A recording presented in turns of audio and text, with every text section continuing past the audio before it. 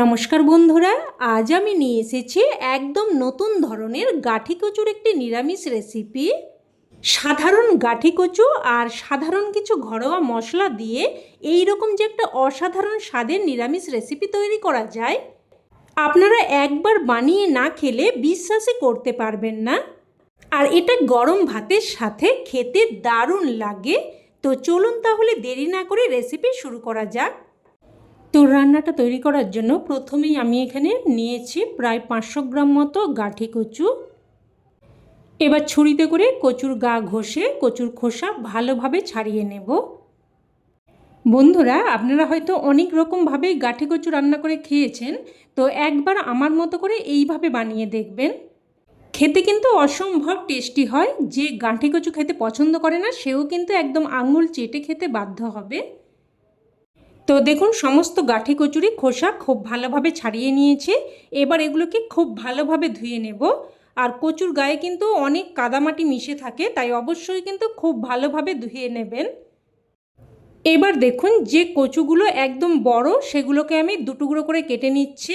আর যেগুলো দেখুন এরকম ছোট সেগুলো কিন্তু আমি আর কাটছি না। তো দেখুন, মোটামুটি এইরকম বেশ বড় সাইজেরই কচুটা রাখতে হবে। তো এবার কচুগুলোকে আমি আবারও ভালোভাবে ধুয়ে নেব। তো দেখুন, এইভাবে ভালো করে চটকে চটকে কচুগুলো খুব ভালোভাবে ধুয়ে নিচ্ছে। তো ভালোভাবে ধুয়ে নিয়ে এবার একটা প্লেটের মধ্যে উঠিয়ে নিচ্ছে। উঠিয়ে নিয়ে এবার এখানে দিয়ে দিলাম হাফ চামচ মতো লবণ, হাফ চামচ মতো হলুদ গুঁড়ো, অল্প একটু দিলাম কাশ্মীরি লঙ্কার গুঁড়ো, আর দিয়ে দিলাম 1 চামচ মতো বেসন। এবার সব কিছু ভালোভাবে হাতের সাহায্যে মেখে নেব। আর বন্ধুরা, বেসনটা দেওয়ার কারণে কচুর মধ্যে যে একটা পিচ্ছিল ভাব থাকে সেটা কিন্তু অনেকটাই দূর হবে। আর সমস্ত মশলা খুব ভালোভাবে কচুর গায়ে কোটিং হয়ে যাবে। দেখুন, খুব ভালোভাবে মেখে নিয়েছি। এবার ওটাকে এক সাইডে রেখে দিয়ে এখানে একটা মশলা তৈরি করে নেব। তো একটা পাত্রের মধ্যে নিয়ে নিলাম 2 চামচ মতো টক দই। আর এখানে কিন্তু একদম জল ঝরানো টক দই নিয়েছি। এবার এর মধ্যে দিয়ে দিলাম হাফ চামচ জিরের গুঁড়ো, হাফ চামচ ধনের গুঁড়ো, হাফ চামচ হলুদ গুঁড়ো, আর দেখুন অল্প একটু কসুরি মেথি দিয়ে দিলাম। কসুরি মেথি দিয়ে দিলে কিন্তু তরকারির ফ্লেভারটা খুবই সুন্দর আসবে। আর সাথে দিয়ে দিলাম হাফ চামচ মতো কাশ্মীরি লঙ্কার গুঁড়ো। আর কাশ্মীরি লঙ্কার গুঁড়োটা দিলে কিন্তু তরকারির কালারটা খুব সুন্দর আসবে, তবে এতে কিন্তু ঝাল বেশি হবে না। তাই আপনারা চাইলে কিন্তু কাশ্মীরি লঙ্কার গুঁড়োটা স্কিপও করে যেতে পারেন। তো এবার আমি এর মধ্যে অল্প একটু জল দিয়ে দেখুন সুন্দর একটা পেস্ট বানিয়ে নিয়েছি। এবার এটাকেও এক সাইডে রেখে দিলাম। এবার গ্যাস অন করে কড়াই বসিয়ে আমি এখানে দিয়ে দিয়েছি প্রায় 2 থেকে 3 চামচ মতো সর্ষের তেল। আর এই তেলেই কিন্তু পুরো রান্নাটাই হয়ে যাবে। এবার তেলটাকে খুব ভালোভাবে গরম করে নিয়ে এখানে ম্যারিনেট করে রাখা কচুগুলো একে একে দিয়ে দিচ্ছি।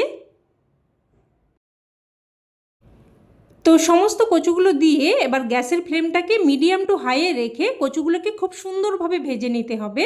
একদম লো ফ্লেমে কিন্তু কচুগুলোকে রেখে ভাজা যাবে না। আর এদিকে কচুগুলো ভাজতে ভাজতে এবার অন্যদিকে এখানে দেখুন নিয়েছি বেশ কয়েকটা কাঁচা লঙ্কা। এবার লঙ্কাগুলোকে দেখুন এইভাবে দুটুকরো করে কেটে নিচ্ছি, মাঝখান দিয়ে এইভাবে চিড়ে দিচ্ছি। আর বন্ধুরা, এই রান্নার প্রধান উপকরণ কিন্তু এই কাঁচা লঙ্কা। আর এতগুলো কাঁচা লঙ্কা দিলে তরকারি তো একদম ঝাল হয়ে যাবে। তাই এখানে কি করব, একটা দেখুন ঝুড়ি নিয়েছি। এবার এই ঝুড়ির মধ্যে কাঁচা লঙ্কা থেকে বেশ কিছুটা বীজ এইভাবে দেখুন বের করে নেব। এতে করে তরকারির ঝালটাও কম হবে আর কাঁচা লঙ্কার ফ্লেভারটাও কিন্তু বজায় থাকবে। তো দেখুন, কাঁচা লঙ্কা থেকে কিন্তু বেশ অনেকগুলোই আমি বীজ বের করে নিয়েছি। তো এইভাবে কাঁচা লঙ্কাগুলো রেডি করে নিলাম। এবার এদিকে দেখুন কচুগুলো কিন্তু ভাজা হয়ে গেছে। প্রায় কিন্তু আমি 4-5 মিনিট ধরে মিডিয়াম ফ্লেমে উল্টে পাল্টে কচুগুলোকে ভেজে নিয়েছি। দেখুন কচুগুলোর কিন্তু প্রায় 60% মতো সেদ্ধ হয়ে গেছে।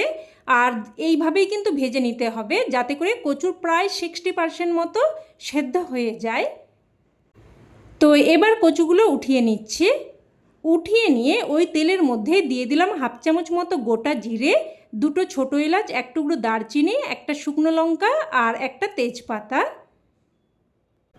ফোড়নটাকে নাড়াচাড়া করে কয়েক সেকেন্ড ভেজে নেব। ফোড়নটা একটু ভেজে নিয়ে এবার এর মধ্যে দিয়ে দিলাম একটা মিডিয়াম সাইজের কুচানো টমেটো। টমেটোটা দিয়েও একটু নাড়াচাড়া করে ভেজে নেব। একটু ভেজে নিয়ে এবার আগে থেকে যে দই আর গুঁড়ো মশলার মিশ্রণটা তৈরি করে রেখেছিলাম ওটা দিয়ে দিলাম। মশলার বাটি ধুয়ে অল্প একটু জলও দিয়ে দিলাম। এবার দিয়ে দিচ্ছি স্বাদ অনুযায়ী লবণ, আর তরকারির সমস্ত লবণটা কিন্তু আমি এই পর্যায়েই দিয়ে দিলাম। আর গাঁঠি কচু কিন্তু লবণ দিয়ে ভেজেছি, তো সেই অনুযায়ী লবণটা দিয়ে দিয়েছি।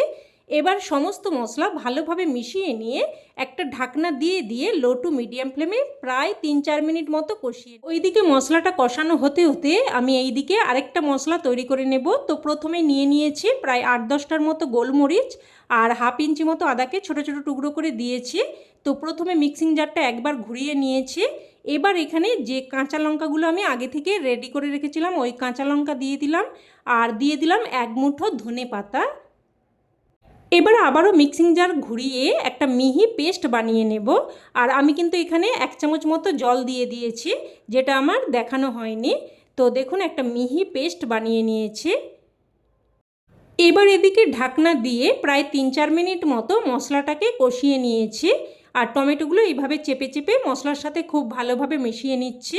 আর দেখুন মশলাটা কিন্তু খুব সুন্দরভাবে কষানো হয়ে গেছে।